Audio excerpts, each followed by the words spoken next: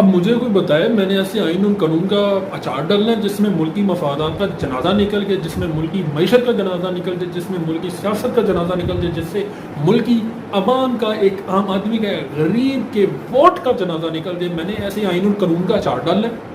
بسم اللہ الرحمن الرحیم، السلام علیکم، میں ہوں عامر شبیر، اور آج پاکستانی تاریخ کا، بلکہ پاکستانی قوم کے لیے، پاکستان کے لیے ایک ایسا سیاہ ترین دن تھا جس میں ایک فیصلہ آیا جو کہ میں سمجھتا ہوں کہ ایسا گھٹیا ترین فیصلہ تھا جو کہ حضرت آدم علیہ السلام سے لے کے میرے خیال میں قیامت ہونے تک نہ کبھی ایسا فیصلہ کبھی آیا تھا، نہ ہی کبھی آئے گا۔ یہ ایک ایسا فیصلہ آیا، ایک ایسی جگہ سے آیا جو کہ اپنے آپ کو بڑا ہی معزز ترین لوگ کہتے ہیں۔ میں کہتا ہوں کہ ان سے زیادہ دنیا میں فرشتے یا ولی اللہ ہیں ہی نہیں، یہ تو غلطی خطا کر ہی نہیں سکتے۔ اگر یہ غلط فیصلہ کرتے ہیں، میں سمجھتا ہوں کہ ان کو اکاؤنٹیبل کون کرے گا، ان کو کٹ گھڑے میں کون کھڑا کرے گا؟ میں کوئی کپتان کا کوئی کھلاڑی نہیں ہوں، میں کوئی پی ایم ایل این کا کوئی شیر نہیں ہوں، میں پی پی کا کوئی جالا نہیں ہوں، میں ایک ایسا بندہ ہوں، ایک عوام ہوں، میں پاکستان کا شہری ہوں، میں پاکستان کا مالک ہوں، میں پاکستان کا ٹیکس پیئر ہوں، میں پاکستان کا فیوچر ہوں۔ میں ہر اس پاکستانی کے حق اور دل کی آواز سے بات کرنا چاہ رہا ہوں کہ پاکستانی قوم سے اس کے ووٹ کا حق، اس کا جو جنرل رائٹ ہے وہ چھینا گیا ہے، اور ان چوروں ڈاکوؤں کو ان کا حق دے دیا گیا ہے جو بیل پہ رہے ہیں، جنہوں نے پچھلے 30-40 سال سے اس ملک کو لوٹ کر، نوچ کر آج اس مقام پر پہنچا دیا ہے کہ باہر بیرونی طاقتیں سازش کر کے پاکستان کو کٹ پتلی بنا دیا، پاکستان کو حقیقی معنوں میں جنون طور پہ غلام بنا دیا، اور آج پاکستان کو، پاکستانی قوم کو منہ کے بل گرنا پڑا ہے۔ اور آج ایسی ٹماٹا منہ پہ زوردار اس عدلیہ نے ایک دفعہ پھر ثابت کیا ہے کہ یہ دنیا میں 130ویں نمبر پر کیوں آتے ہیں۔ واٹ ایور جو بھی مجبوریاں تھی، ایسی کیا مجبوری تھی کہ آپ کو اتوار کو عدالت لگانی پڑی؟ اگر آپ نے لگائی تھی اتوار کو عدالت تو ثانیہ ماڈل ٹاؤن کی بھی اتوار کو عدالت لگاتے۔ آپ پاکستان کے اوپر پچھلے 30-40 سال سے جو ڈاکو مسلط ہے، آپ ان کے لیے بھی عدالت لگاتے کہ انہوں نے پچھلے 30-40 سالوں میں پاکستان کو اتنا نقصان کیوں پہنچایا۔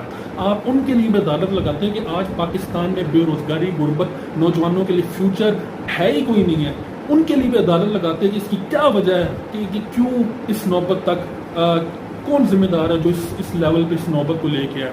ان لوگوں، چوروں، ڈاکوؤں کو جب بھی کوئی عدالت میں پیش کیا جاتا ہے تو یہ بیماری کے سرٹیفکیٹ لے آتے ہیں۔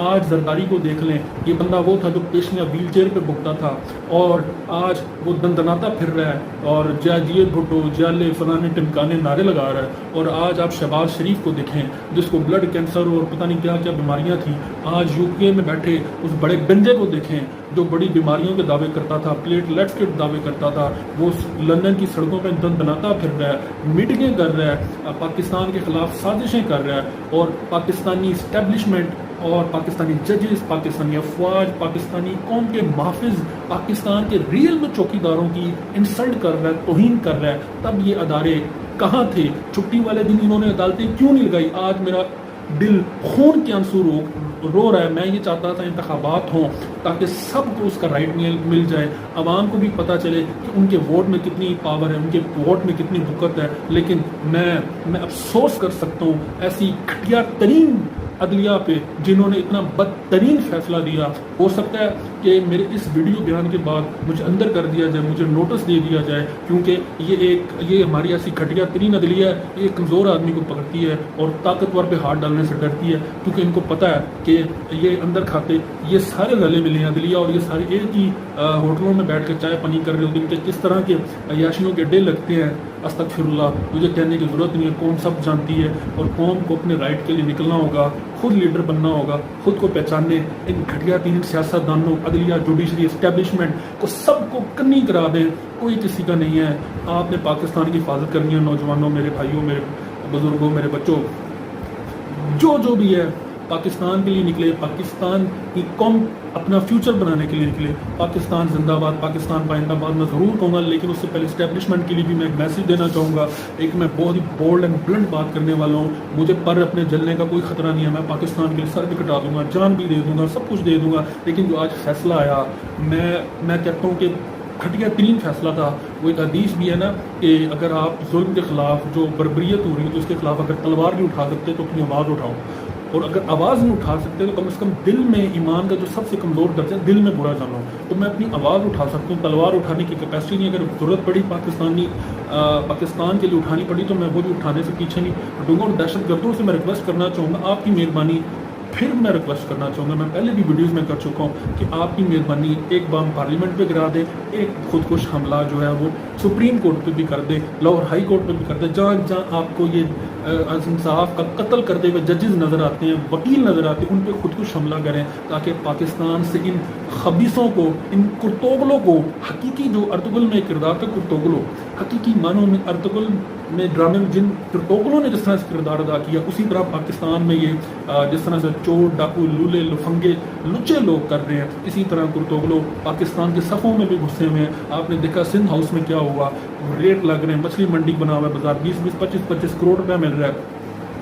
اب وہ لیٹر کی کیا حقیقت ہے جو پرائم منسٹر نے کہا، وہ ہماری اسٹیبلشمنٹ بہتر جانتی ہے کیا معاملات ہیں کیا نہیں، کھل کے ان کو سامنے آنا چاہیے۔ ISPR مجھے افسوس ہوتا ہے ISPR کیوں اتنا خاموش ہے، کیوں خاموش تماشائی بنے ہوئے ہیں؟ کیا یہ وہی اسٹیبلشمنٹ ہے جو پاکستان کے ہر معاملے میں پہلے ٹانگ اڑاتی تھی؟ اگر ٹانگ پہلے اڑاتی تھی، اگر وہ صحیح تھا، جو کہ میں سمجھتا ہوں ٹھیک بھی تھا اور نہیں بھی تھا، اگر ٹھیک تھا تو اب جو قومی سلامتی کا جو مسئلہ بنا ہے، جو ہمارے وزیر اعظم کو جو خط دیا گیا ہے، تو اب ہماری اسٹیبلشمنٹ کیوں خاموش ہے؟ یہ لمحہ فکریہ ہے؟ کیا اسٹیبلشمنٹ خود چاہتی ہے کہ جو پرائم منسٹر عمران خان صاحب ان کو کک آؤٹ کر دیا جائے؟ اگر ایسا چاہتی ہے تو پھر کس کو وہ لے کے آئیں گے؟ انہی لوگوں کو، وہی گندے چورے لولے لفنگے ڈاکوؤں کو؟ کیا وہی جو ایک معروسی سیاست ہو رہی ہے، مریم نواز نے آنا ہے، اس کے بعد اس کے بیٹے نے آنا ہے، اس کے بعد اس کے بیٹے نے آنا ہے، ہم لوگ کہاں جائیں گے ایز اے قوم؟ ہم لوگ کیوں نہیں، ہم لوگ سفید پوش لوگ ہیں، ہم کیسے آگے آئیں گے؟